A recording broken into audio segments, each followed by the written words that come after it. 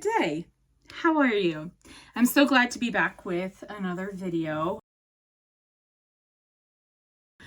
I am praising the Lord for routines. Right now, my kids have gone back to school, which means I have some time to myself to continue filming videos because I love my children, obviously, but they're very noisy and our house is very small.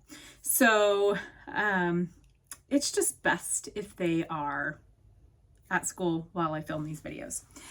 Today, I want to just go over my December TBR and do the wrap up for you.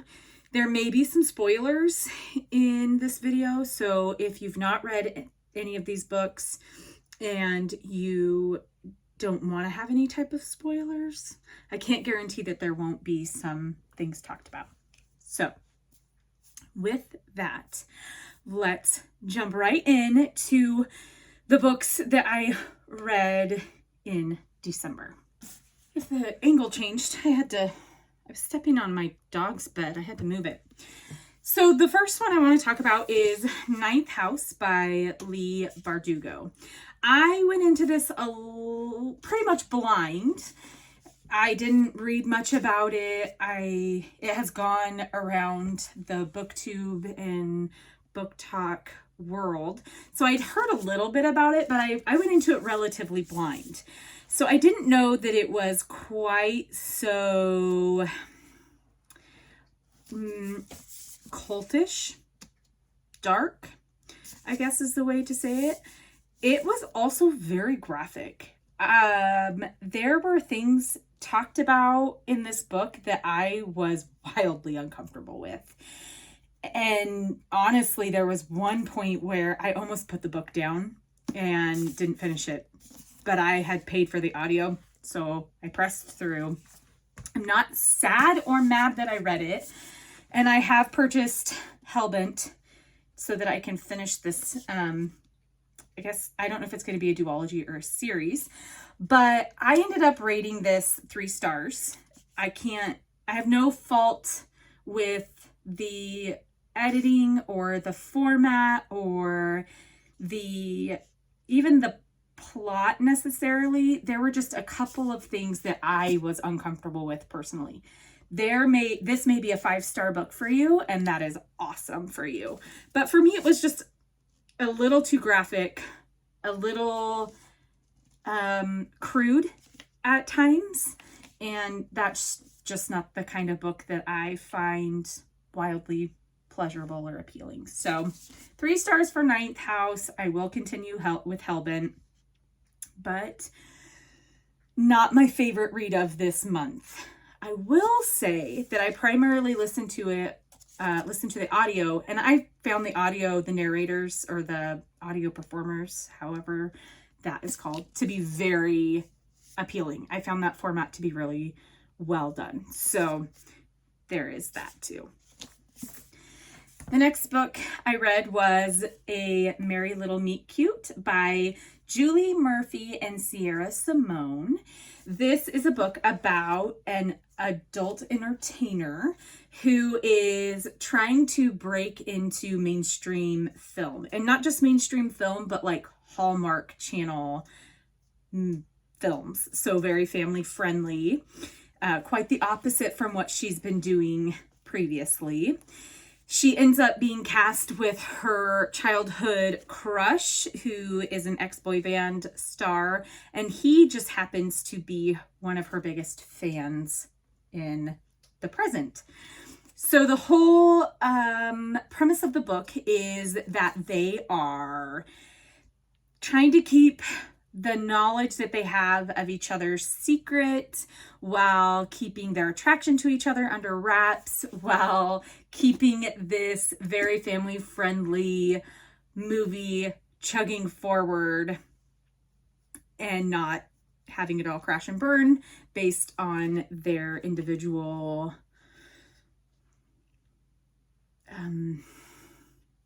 reputations. That's the word. So he's trying to reform his reputation. He's done a lot of wild things in his past, And she, like I said, is an adult entertainer. So it was cute. It wasn't, you know, the best book I'd read, but it wasn't the worst. I don't have a ton of complaints with it. It slowed down a little bit is my only complaint. And I had a little bit of trouble, you know, pressing through. But I rated this one 3 stars. It was a fun holiday read. And yeah, it was pretty cute. So there was conflict, but not too much. And it didn't take up a whole chunk of the book. So there was some fun side characters. Yeah, a solid 3 stars for me for A Merry Little Meet Cute. The next book I have for you is Mr. CEO. This is by Willow Winters and Lauren Landish. This edition is Willow Winters' Discreet series, and so it's numbered, color-coded with just the name of the couple on the front. So I think if you've seen any of my other videos, I've had a couple of these on here. This one is about a gal who is down on her luck. She gets hired for a position in this large company. She ends up falling in love with the CEO. They begin a relationship. There's conflict. There's all the things that happen in a romance book, right? So I rated this 2 stars. It got to a point in the book where I felt, okay, this is a little long.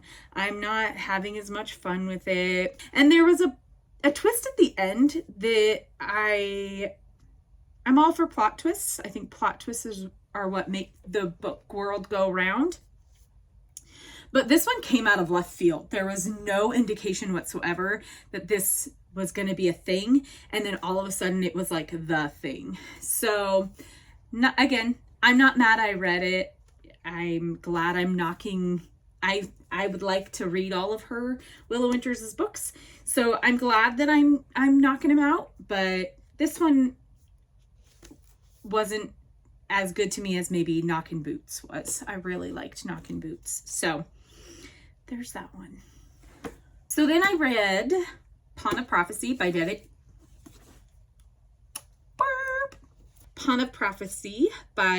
Eddings. This is the Belgariad one.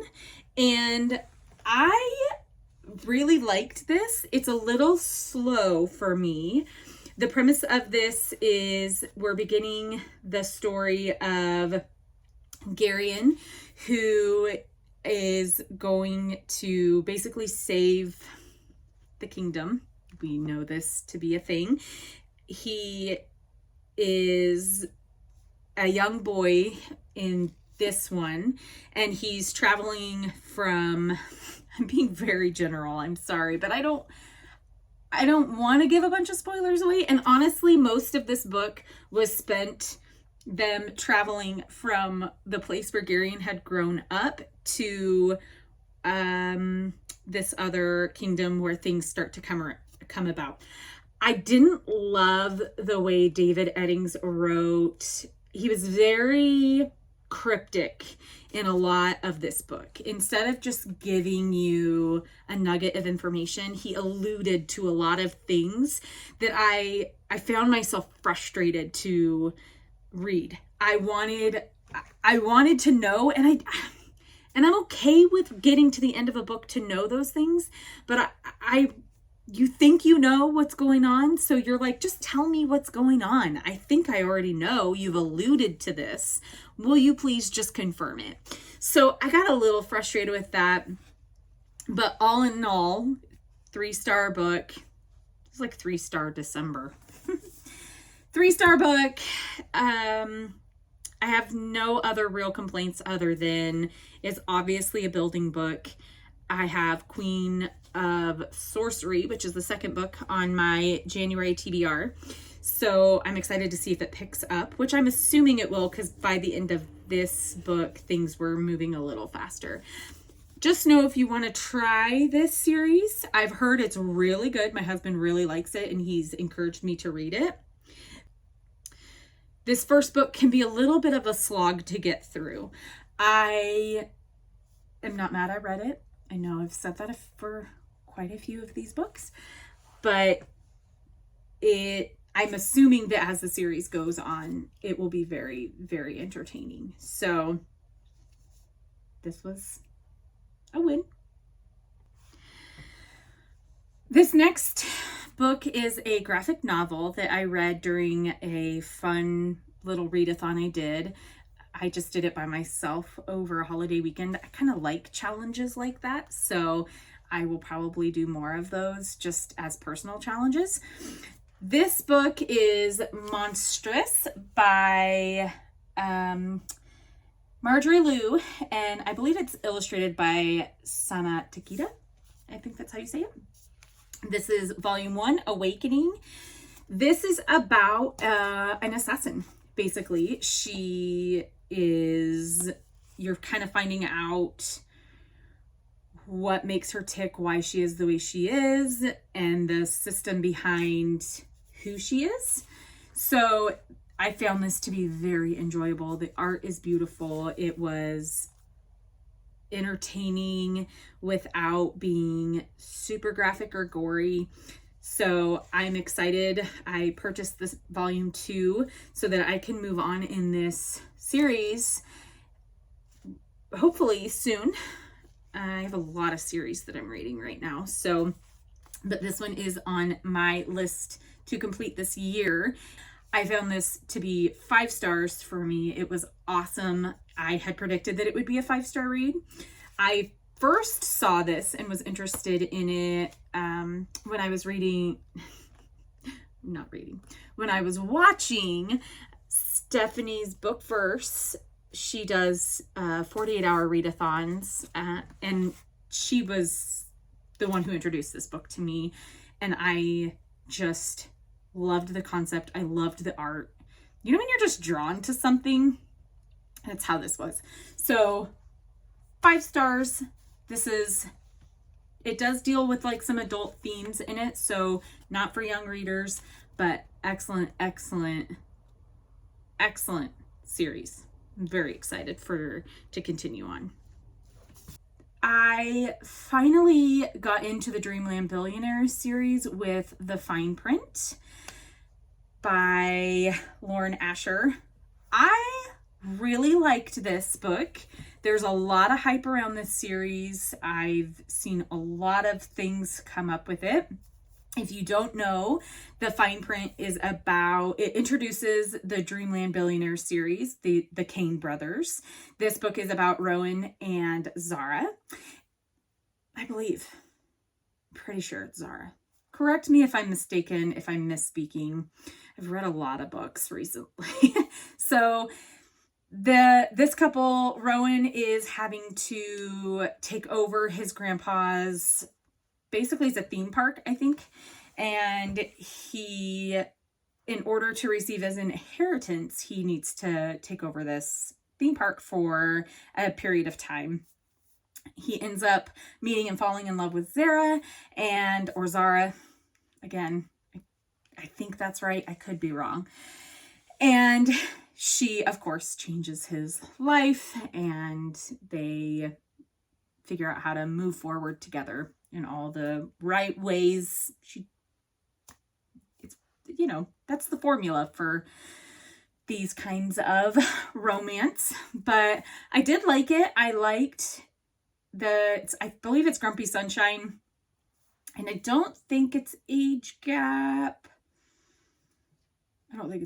But definitely Grumpy Sunshine. I liked it. It was 3 stars again for me. Nothing wildly. It's my cat. Nothing wildly spectacular. I hope that as I progress through the trilogy that I will like it more instead of less, because there's not really, it'd be a bummer to go down from 3 in my opinion. But yeah, I don't really have much else to say about that one. It was very good. It was just kind of averagely good.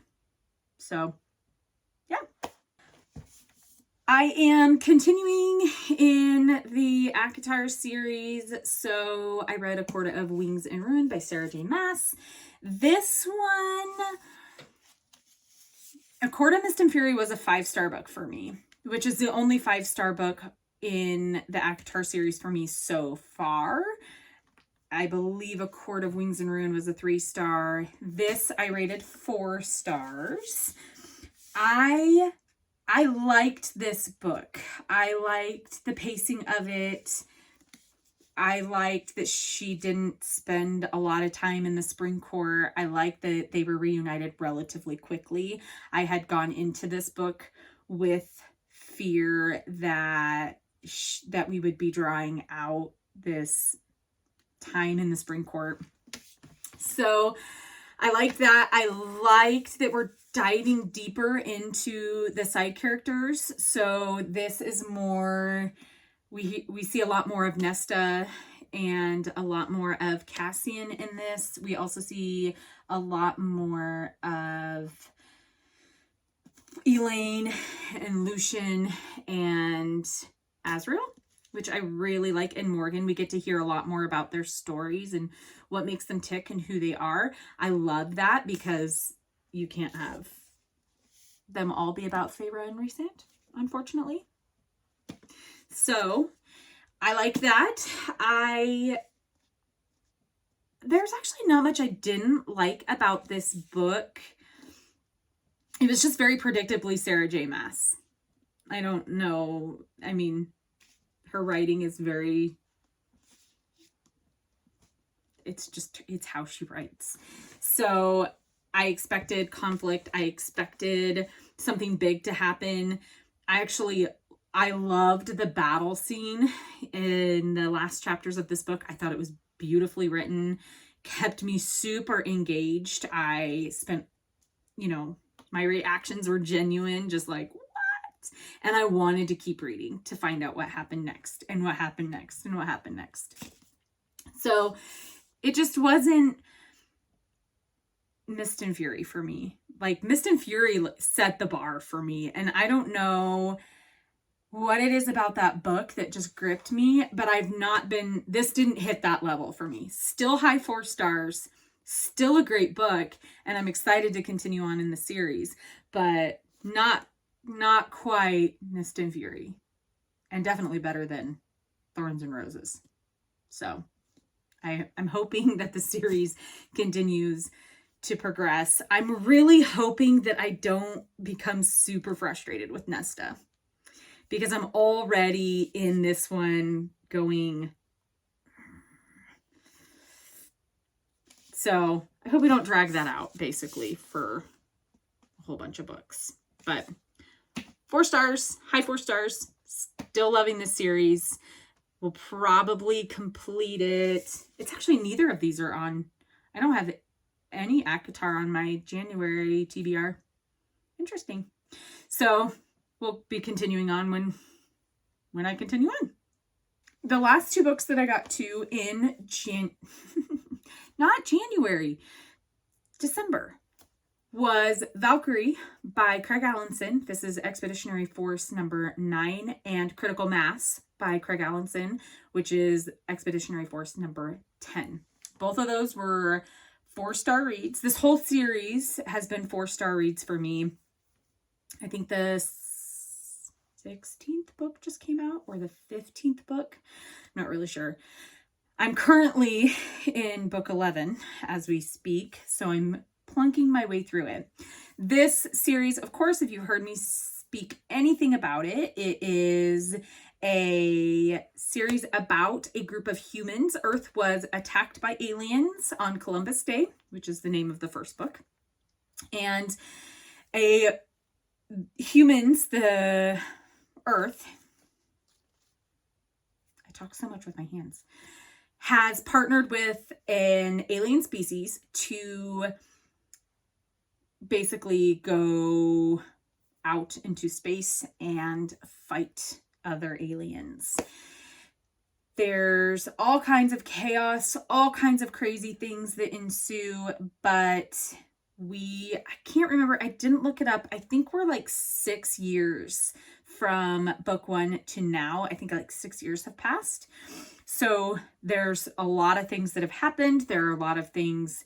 Earth is threatened a lot. They go to lots of different planets, see lots of different aliens, and it's a very good series. It's very entertaining.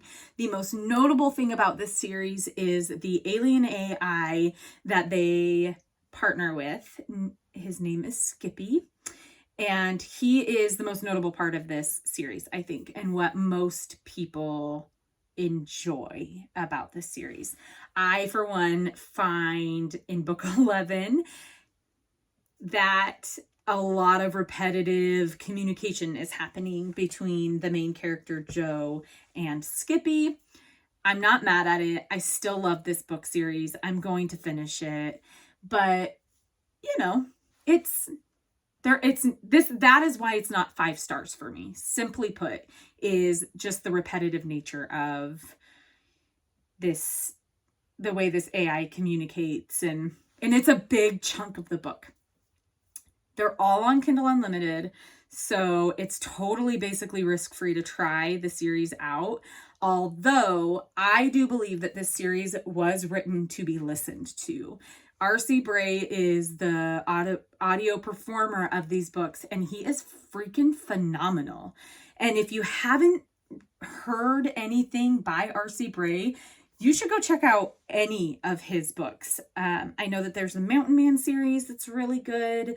There's obviously this series that's phenomenal.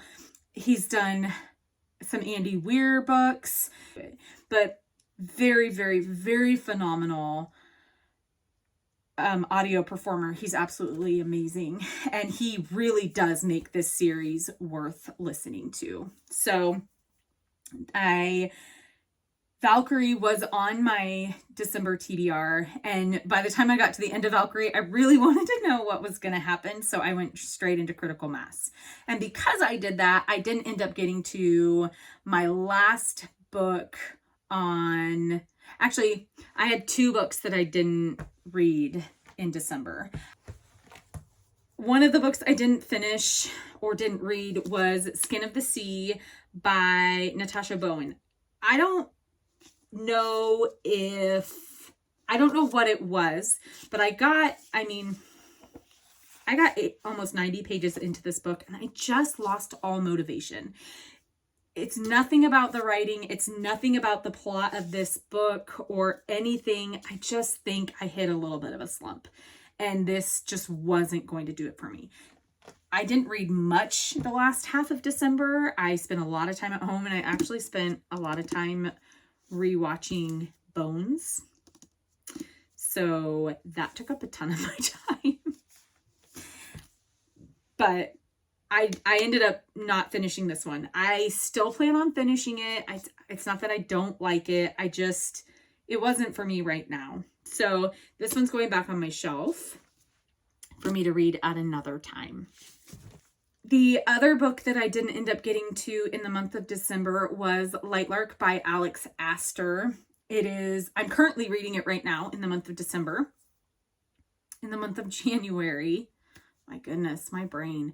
So I simply just didn't want to read anymore in December. That's why I didn't get to it. So nothing with the book. I'm excited. I'm loving it as I get into it now. But I just pushed it from December's TBR to January's TBR. So, which I can do because it's my rules. So anyway, those are all of the books that I read. Not all of the books I read in December because I did a readathon, like I said. But those were the books on my December TBR for me to wrap up for you. I am excited because I have some things that I'm planning for February. January's TBR, I did the bookworm game. If you didn't see that, maybe I'll put a card somewhere up here, or link it below. But so I have kind of a traditional TBR for January, but February, I'm going to mood read February because February is the month of love and it's all about moods.